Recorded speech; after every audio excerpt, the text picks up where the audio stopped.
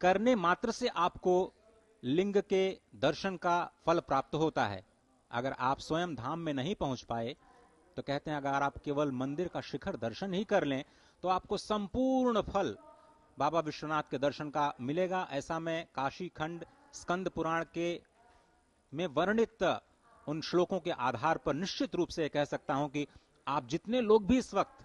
इस भव्य दृश्य का अवलोकन कर रहे हैं, दर्शन कर रहे हैं, आप सभी को भगवान श्री विश्वेश्वर के दर्शन का फल प्राप्त हो रहा है। और ये तपस्या की भूमि,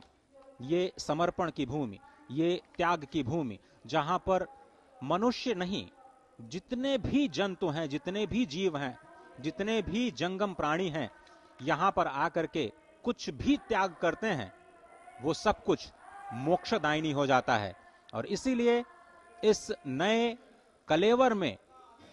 ये जो नवनिर्माण हुआ है उसके साक्षी बनते हुए सभी लोग एक स्वर में ये कहते हैं, इस वक्त कहते हुए सुनाई दे रहे हैं एक दूसरे से। इस वक्त आप देख सकते हैं ललिता घाट की, जहां प्रधानमंत्री नरेंद्र मोदी आस्था की डुबकी को लगाने के लिए मां गंगा के अंदर जा रहे हैं। निश्चित तौर से ये तस्वीरें अपने आप में बेहद ऐतिहासिक और वही एक आस्था की डुबकी, क्योंकि ये मान्यता है किस प्रकार से मां गंगा नदी में डुबकी लगाने के बाद बाबा विश्वनाथ के चरणों में गंगा जल को अर्पित किया जाता है और यही उस पूरी आस्था का एक पड़ाव का एक बड़ा केंद्र होता है। खुद प्रधानमंत्री नरेंद्र मोदी आस्था की डुबकी लगाने के लिए मां गंगा में मौजूद हैं। मां गंगा को आत्मसात करना,